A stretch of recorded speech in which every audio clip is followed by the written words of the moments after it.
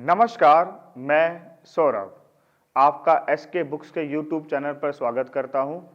आज हम बात करने वाले हैं एसएससी जीडी के बारे में, लेकिन उससे पहले एक जानकारी शेयर करना चाहते हैं। वो जानकारी ये है कि श्री कृष्णा कोचिंग सेंटर की ओर से एसएससी जीडी ऑफलाइन कोचिंग भी शुरू है, जिसकी फीस 8,000 रुपये 3 महीने या परीक्षा जो भी पहले लागू होगी, और जो हॉस्टल फीस है वो 4,000 रुपये प्रति माह अलग से है।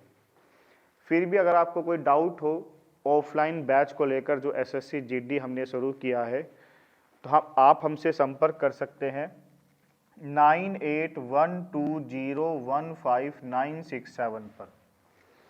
आइए आज हम एसएससी जीडी सामान्य ज्ञान के अंतर्गत विश्व भूगोल के कुछ क्वेश्चन को देखने की कोशिश करेंगे। तो क्वेश्चन नंबर 1 देखिए, कौन सा जलमार्ग अटलांटिक महासागर को प्रशांत महासागर से जोड़ता है? ये क्वेश्चन आपसे एसएससी जीडी 2023 और सीएमएल 2006 में पूछा गया।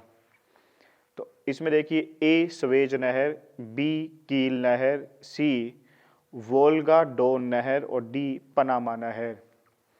तो इसमें जो आंसर आएगा वो है आपके पास डी पनामा नहर। जैसे मान लीजिए ये आपके पास एक महाद्वीप है, जिस महाद्वीप का नाम है उत्तरी अमेरिका, और यहां पर एक महाद्वीप है जिसका नाम है दक्षिण अमेरिका। यहाँ एक सागर है जिसका नाम है प्रशांत महासागर, और यहाँ पर एक सागर है जिसका नाम है अटलांटिक महासागर। तो ये पनामा नहर है, ये पनामा स्थलखंड को काटकर प्रशांत महासागर और अटलांटिक महासागर को जोड़ती है। तो ये जो पनामा नहर है, ये किस किस को जोड़ रही है? अटलांटिक और प्रशांत महासागर। अगर यहाँ पे अटलांटिक नहीं आए तो मैं यहाँ कर सकता हूँ कैरिबियन सागर। तो कैरिबियन सागर या अटलांटिक, इन दोनों में से कोई भी एक ऑप्शन हो सकता है, और इधर होगा प्रशांत महासागर। तो इसमें आपके पास डी सही है। इसमें जो ए है स्वेज नहर, स्वेज नहर भूमध्य सागर और लाल सागर को जोड़ती है। तो अगर आपसे पूछे भूमध्य सागर और लाल सागर को कौन सी नहर है, तो आप बताएंगे स्वेज नहर, जो 1869 में बनी थी, और बनाने वाले जो एक फ्रांसीसी इंजीनियर थे जिसका नाम था फर्डिनेंड डी लैप्लेस। ये जो कील नहर है, कील नहर ये किन दो सागर को जोड़ती है? तो उत्तरी सागर और बाल्टिक सागर।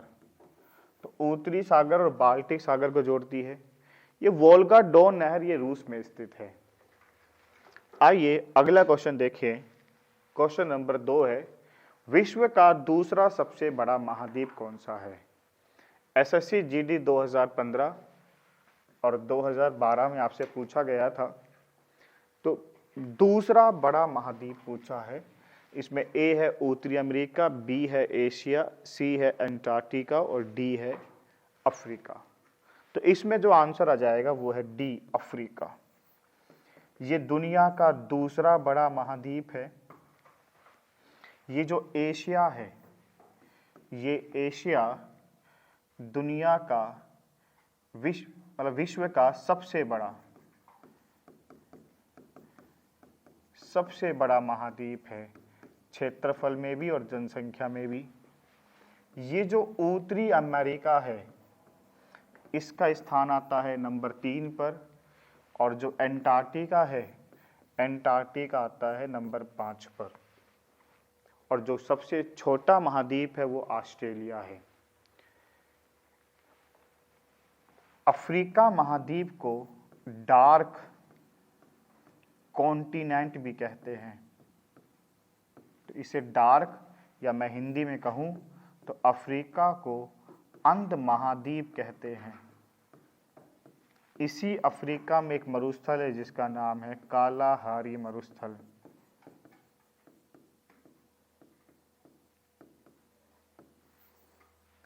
यहीं पर एक मरुस्थल है सहारा मरुस्थल, जो विश्व का सबसे बड़ा मरुस्थल है। आगे देखिए अगला क्वेश्चन, क्वेश्चन नंबर 3 है, ऑस्ट्रेलिया में क्रिसमस गर्मियों में क्यों मनाया जाता है? एसएससी जीडी 2011 में आपसे पूछा गया है। तो देखिए, मान लीजिए पृथ्वी है और पृथ्वी के बीचों बीच एक रेखा है जिसे कहते हैं विषुवत रेखा। मैं इसे भूमध्य रेखा भी कह सकता हूं। इसके ऊपर यहाँ पर 23.5 डिग्री उत्तरी अक्षांश जो है इसे कहते हैं कर्क रेखा,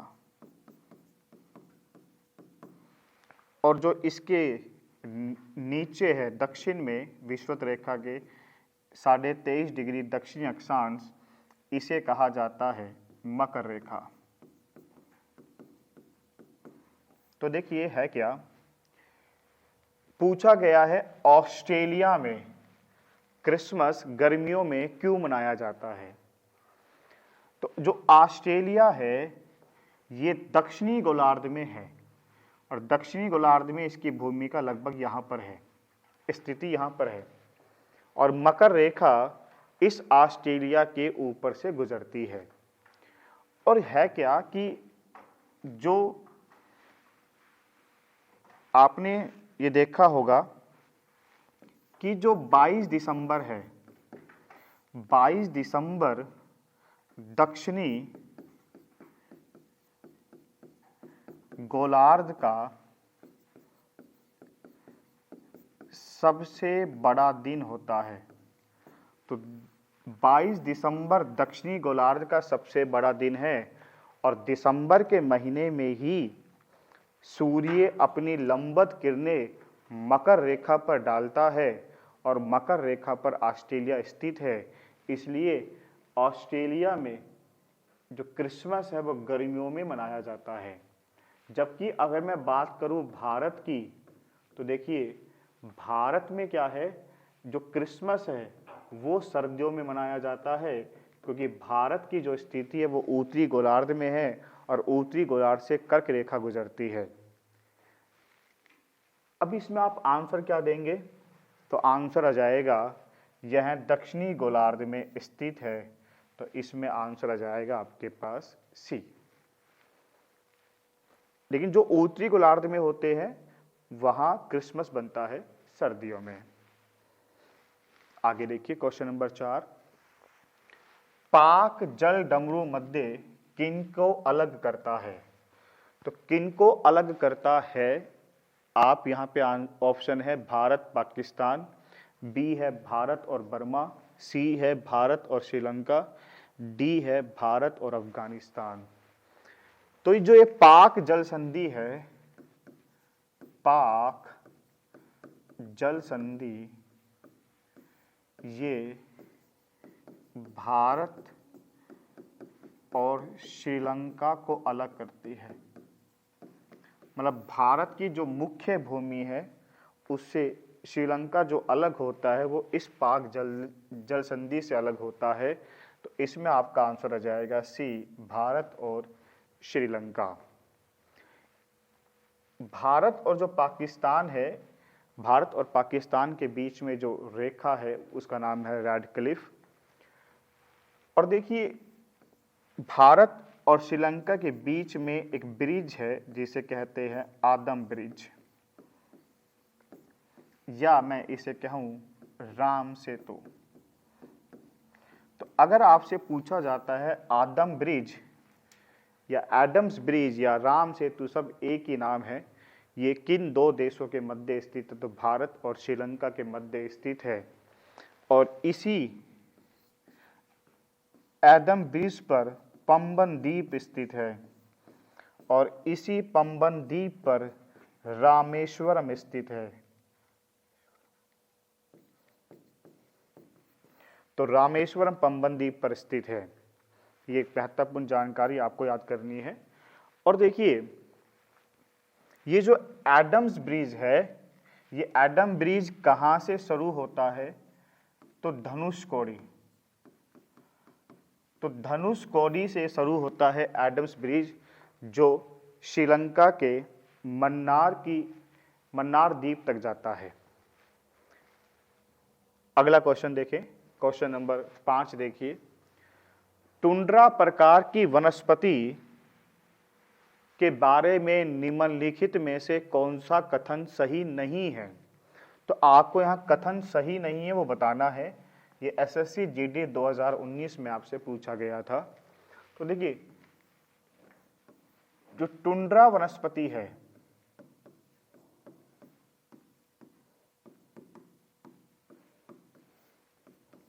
ये ध्रुवीय रेगिस्तान, एक प्रकार के ध्रुवीय रेगिस्तान है और ये पेड़ रहित रहते हैं। क्या रहते हैं? ये पेड़ रहित एक ध्रुवीय रेगिस्तान होते हैं। इन टुंड्रा वनस्पति आपको मतलब यहाँ पे आपको छोटी छोटी झाड़ियाँ मिलेगी। और इसके अलावा देखो, यहाँ पर आपको जो प्राकृतिक वनस्पति होती है, प्राकृतिक वनस्पति, ये भी आपको सीमित ही मिलती है। इसके अलावा देखिए, यहाँ पे आपको काई और लाइकेन भी पाया जाता है। तो देखिए, अब आपको बताना था कि कौन सा कथन सही नहीं है। तो देखो, ए, छोटी झाड़ियाँ इस वनस्पति का एक हिस्सा है। तो देखिए, छोटी झाड़ियाँ इस वनस्पति का हिस्सा है। यहाँ काई और लाइकेन पाए जाते हैं, तो यहाँ पे काई और लाइकेन पाए जाते हैं। यहाँ की जो प्राकृतिक वनस्पति है वो सीमित होती है। तो अब आपके सामने एक ही बचा है डी, तो आप आंसर बता देंगे डी। तो आपको बताना था यह समशीतोष्ण क्षेत्र में नहीं पाई जाती। तो कौन सा कथन सही नहीं है? यही सही नहीं है, बाकी सारे सही है। टुंड्रा वनस्पति क्या होती है? पेड़ रहित एक ध्रुवीय रेगिस्तान है ये। क्वेश्चन नंबर 6 देखिए। निम्न में से कौन सी संस्था उष्णकटिबंधीय वनों के चिरस्थायी प्रबंधन एवं संरक्षण को प्रोत्साहित करती है? एसएससी जीडी 2019 में आपसे पूछा गया है। तो इसमें जो आंसर आ जाएगा वो आपका आ जाएगा इंटरनेशनल ट्रॉपिकल टिम्बर ऑर्गेनाइजेशन। मतलब मैं कह सकता हूँ इसमें बी ऑप्शन सही होगा। ये है ITTO। आई का मतलब है इंटरनेशनल, टी मतलब है ट्रॉपिकल, टी मतलब टिम्बर है और ओ मतलब ऑर्गेनाइजेशन है। तो ITTO इसमें सही आंसर होगा। इसका मुख्यालय जापान में स्थित है। अगला क्वेश्चन देखिए 7 नंबर। विश्व में हरित क्रांति के जनक नॉर्मन बोरलैग ब्लैंक थे। तो आपको यहाँ पे राष्ट्रीयता की दृष्टि से बताना है। तो इसमें आपका जो आंसर आ जाएगा वो है बी, अमेरिका। तो जो नॉर्मन बोरलैग है,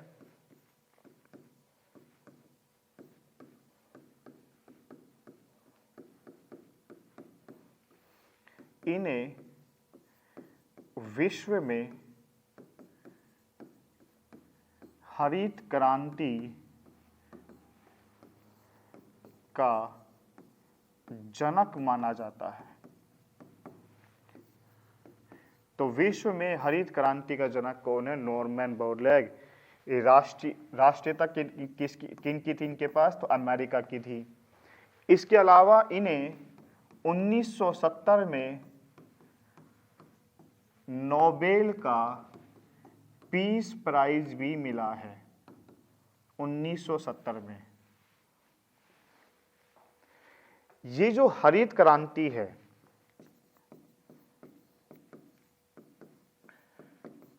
हरित क्रांति का शब्द या हरित क्रांति शब्द सबसे पहले किसने दिया, तो उनका नाम आता है विलियम गॉड। तो ये जो विलियम गॉड है, GAUD, तो ये वो व्यक्ति है जिन्होंने हरित क्रांति जो शब्द है सबसे पहले दिया। इसके अलावा आप देखिए भारत में हरित क्रांति का जनक, तो भारत में हरित क्रांति का जनक कौन है, MS स्वामीनाथन। और जब हरित क्रांति शुरू हुई तो उस समय भारत के प्रधानमंत्री थे लाल बहादुर शास्त्री। तो लाल बहादुर शास्त्री उस समय देश के प्रधानमंत्री थे। और इस समय जो कृषि मंत्री थे, कृषि मंत्री का नाम है सुब्रमण्यम। तो सुब्रमण्यम उस समय कृषि मंत्री थे, प्रधानमंत्री लाल बहादुर शास्त्री है, भारत में हरित क्रांति के जनक MS स्वामीनाथन है। और हरित क्रांति का जो सबसे ज्यादा प्रभाव जिन फसल पर रहा है वो फसल आपकी गेहूं और चावल है। और जिन राज्यों पे हरित क्रांति का सबसे ज्यादा प्रभाव रहा है वो राज्य कौन कौन से हैं, आपके पास जैसे हरियाणा, उत्तर प्रदेश और पंजाब, इन 3 राज्यों पर हरित क्रांति का ज्यादा प्रभाव रहा है। और जो हरित क्रांति है ये सबसे पहले जहां शुरू हुई वो मैक्सिको है। तो मैक्सिको में ही हरित क्रांति सबसे पहले शुरू हुई। आगे देखिए क्वेश्चन नंबर 8, उत्तरी गोलार्ध का सबसे ठंडा स्थान कौन सा है। SSC MTS 2017 में आपसे पूछा गया है। इसमें जो आंसर है वो आपके पास आ जाएगा B, बर्खोयांस्क। तो बर्खोयांस्क उत्तरी गोलार्ध का सबसे ठंडा स्थान है। और ये कहाँ है या किस देश का हिस्सा है, तो ये रूस का हिस्सा है। आइए हम कुछ जानने की कोशिश करें। तो देखिए विश्व का सबसे ठंडा स्थान, तो विश्व का जो सबसे ठंडा स्थान है वो है वोस्टक। ये विश्व का सबसे ठंडा स्थान है। कहां पर आता है, अंटार्कटिका में। यहां पूछा है उत्तरी गोलार्ध का सबसे ठंडा स्थान बर्खोयांस्क, या मैं ये भी कह सकता हूं एशिया का सबसे ठंडा बर्खोयांस्क। इसके अलावा देखो विश्व का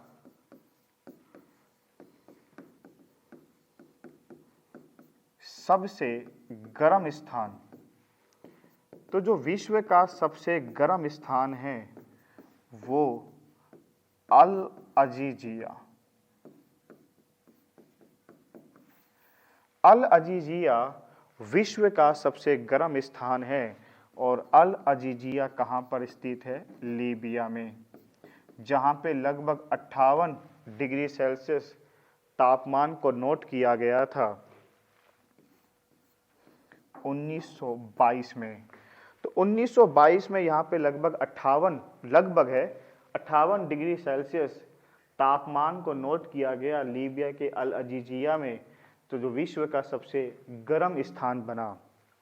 लेकिन देखिए जो एक संस्था है अंतर्राष्ट्रीय WMO, जिसका मुख्यालय जेनेवा में है, WMO ने इसे मानने से इनकार कर दिया है कि अल अजीजिया सबसे गर्म स्थान नहीं है विश्व का, क्योंकि इसके डाटा अपर्याप्त थे। जिसने इनको रिकॉर्ड किया इस तापमान को वो अनुभव लोग नहीं थे। तो कहने का मतलब है WMO ने ये जो नापा गया तापमान है इसे डिस्क्वालीफाई कर दिया। और कहते हैं WMO ने माना कि डेथ वैली जो अमेरिका के कैलिफोर्निया में स्थित है, ये डेथ वैली ही विश्व का सबसे गर्म स्थान है, जहाँ पे लगभग 56 डिग्री सेल्सियस तापमान को रिकॉर्ड किया गया। और ये रिकॉर्ड लगभग मान के चलिए आपको 1913 में किया गया था। ये जो तापमान जो रिकॉर्ड किया गया 1913 में। तो कहने का मतलब है, अगर आपको अल अजीजिया नहीं मिलता है तो बता देंगे डेथ वैली ये इसके अनुसार है। और रही बात एशिया का सबसे गर्म स्थान, तो एशिया का सबसे गर्म स्थान है जैकोबाबाद, ये पाकिस्तान में स्थित है। और जो इसमें ऑप्शन ए है ग्रीनलैंड, ग्रीनलैंड विश्व का सबसे बड़ा द्वीप है। तो विश्व का सबसे बड़ा द्वीप ग्रीनलैंड है और इस ग्रीनलैंड पर जो अधिकार है वो डेनमार्क का है। क्वेश्चन नंबर 9 देखिए, दुनिया का एकमात्र समुद्र का नाम बताइए जिसके पास भूमि सीमा नहीं है। तो एक ऐसा समुद्र जिसके पास भूमि सीमा नहीं है, मैं ये भी कह सकता हूँ जिसके पास कोई तट रेखा नहीं है। तो इसमें आंसर आ जाएगा आपके पास सी, सारगैसो सागर। देखिए सारगैसो सागर क्या है, उत्तरी अटलांटिक महासागर में स्थित है।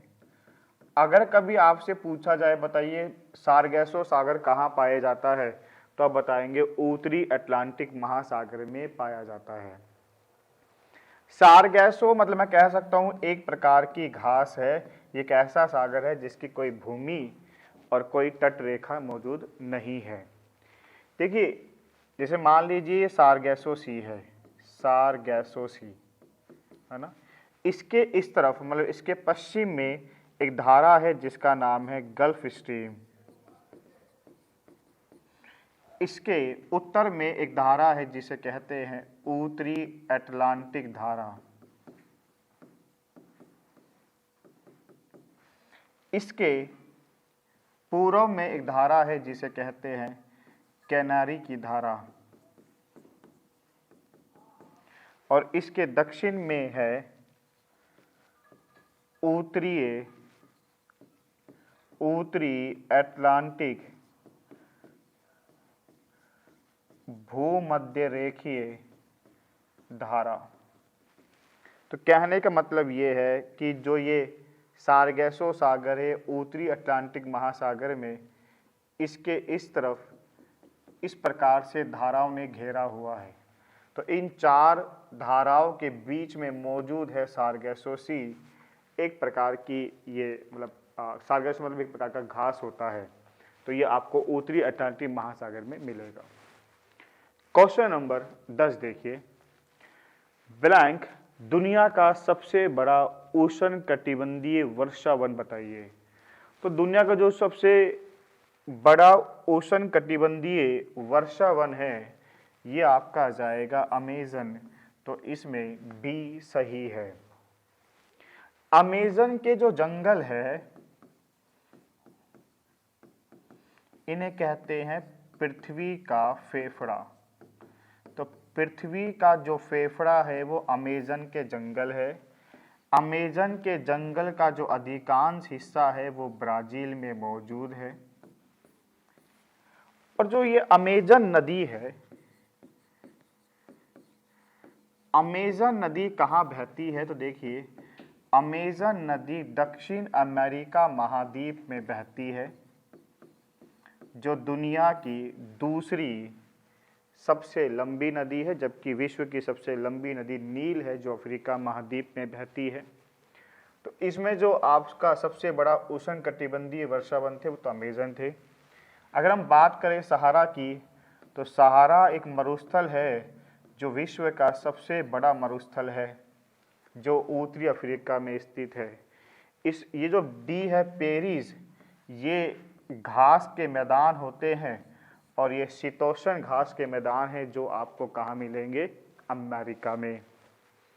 आइए क्वेश्चन नंबर 11 देखते हैं। पृथ्वी का सबसे बड़ा महासागर है तो इसमें दिया है आर्कटिक महासागर, अटलांटिक महासागर, हिंद महासागर और प्रशांत महासागर। तो पृथ्वी का सबसे बड़ा महासागर जो है वो प्रशांत महासागर है, जिसे आप पैसिफिक ओशियन कहते हैं, पैसिफिक ओशियन। और विश्व का सबसे गहरा महासागर भी यही है, सबसे बड़ा भी सबसे गहरा भी, क्योंकि इसी प्रशांत महासागर में विश्व का सबसे गहरा गर्त है। और विश्व का सबसे गहरा गर्त कौन सा है?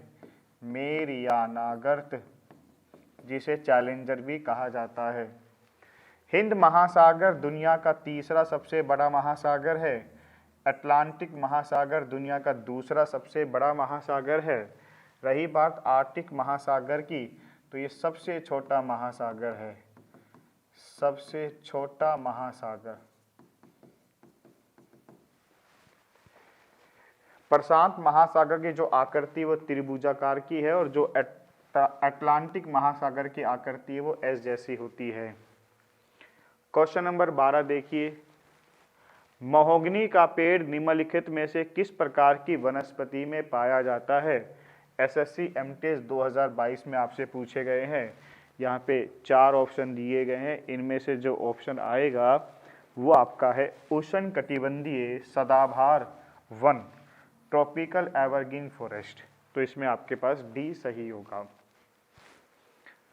क्वेश्चन नंबर 13 देखिए, टेगा का अर्थ है, एसएससी एमटीएस 2014 में आपसे पूछा गया है, आप सीधा आंसर बता सकते थे इसमें बी, शंकु वृक्षी वन। तो आपका इसमें आंसर आ जाएगा बी। एल नीनो जलधारा कहाँ प्रकट होती है?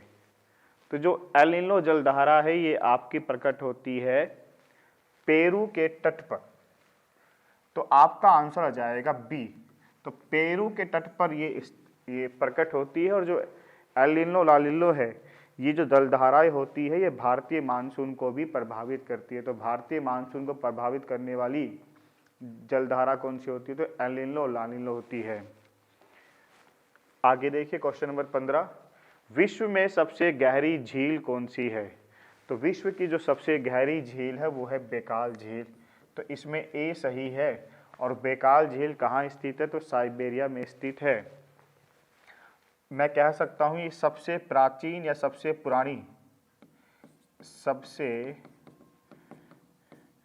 पुरानी झील भी है। रही बात कैस्पियन सागर की, तो देखिए कैस्पियन सागर विश्व की सबसे बड़ी झील है, जो एक खारे पानी की झील है। रही बात सुपीरियर झील की, तो सुपीरियर झील अमेरिका और कनाडा की सीमा पर स्थित है। अमेरिका और कनाडा की सीमा पर स्थित है, जिसे सबसे मीठे पानी की झील माना जाता है। और रही बात सांबर झील, तो सांबर झील राजस्थान में मौजूद है। तो सांबर झील राजस्थान में है, जो भारत की सबसे बड़ी अंतर्देशीय खारे पानी की झील है। आगे देखिए क्वेश्चन नंबर 16 देखते हैं, दक्षिण अफ्रीका के शीतोष्ण घास के मैदान को कहा जाता है? एसएससी जीडी 2019 में आपसे पूछा गया है। तो दक्षिण अफ्रीका के शीतोष्ण घास के मैदान को कहा जाता है वेल्ड। तो इसमें डी सही होगा। देखिए ये जो डाउन्स है, ये डाउन्स घास के मैदान पाए जाते हैं ऑस्ट्रेलिया में, और ये कैसे हैं? शीतोष्ण। पंपास जो है, ये पंपास पाए जाते हैं अर्जेंटीना में। तो अर्जेंटीना के घास के मैदान को कहते हैं पंपास। ये भी कैसे घास के मैदान हैं? शीतोष्ण। रही बात पेरीज, तो ये पाए जाते हैं अमेरिका में, और ये कैसे घास के मैदान है? शीतोष्ण। इसके अलावा देखिए कुछ घास का मैदान और है, जैसे सवाना। एक सवाना घास का मैदान है, ये अफ्रीका में पाया जाता है, लेकिन अफ्रीका में कैसा है? ये है उष्णकटिबंधीय घास के मैदान। तो अफ्रीका में 2 है, एक देखिए शीतोष्ण पूछे तो बताएंगे वेल्ड, और अफ्रीका में पूछे सवाना तो बताएंगे उष्णकटिबंधीय। इसके अलावा लानोज है जो पाया जाता है आपका वेनेजुला में। आगे देखिए, हरित क्रांति की शुरुआत ब्लैंक में हुई थी, यहाँ पे दिया है ब्राजील, ऑस्ट्रेलिया, मैक्सिको और संयुक्त राज्य अमेरिका।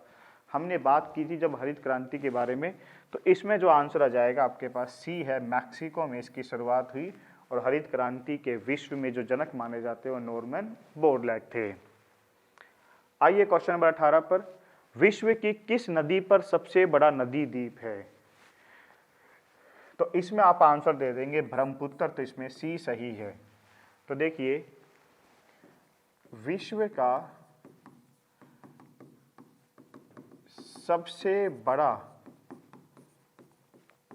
नदी द्वीप पूछे तो विश्व के सबसे बड़ा नदी द्वीप कौन सा है? आंसर आएगा माजुली।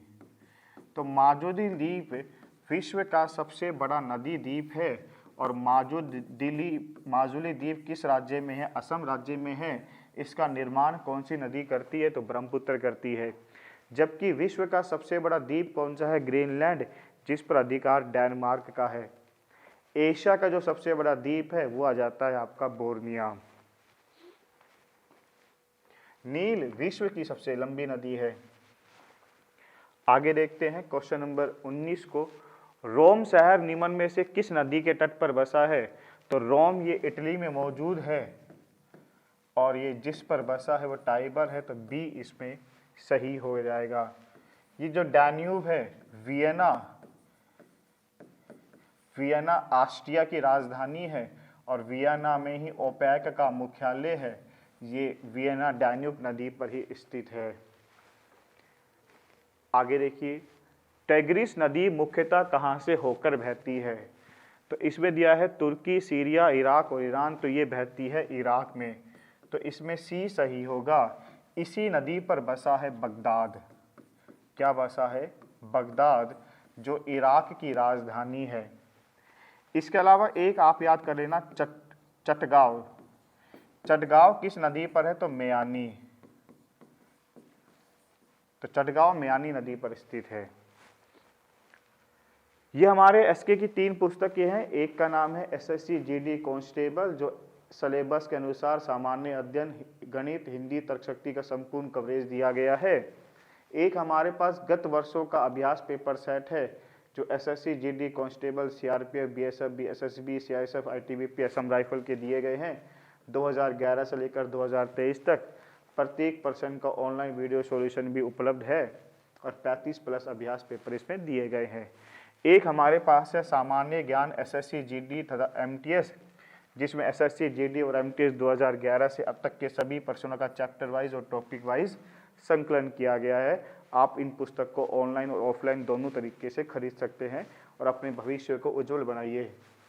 धन्यवाद। इस एग्जाम के लिए एसके बुक सभी शॉप पर भी और ऑनलाइन भी अवेलेबल है। अगर आप ऑनलाइन लेना चाहते हैं तो इसका लिंक डिस्क्रिप्शन बॉक्स में अवेलेबल है। इस चैनल पर हम एसएससी, जीडी भर्ती और अन्य सभी भर्ती से संबंधित इंपॉर्टेंट जानकारियाँ और स्टडी मटेरियल भी उपलब्ध कराते रहेंगे। तो इस वीडियो को लाइक कीजिए, चैनल को सब्सक्राइब कीजिए, और अपने दोस्तों के साथ शेयर भी कीजिए। मिलते हैं अगली वीडियो में। जय हिंद।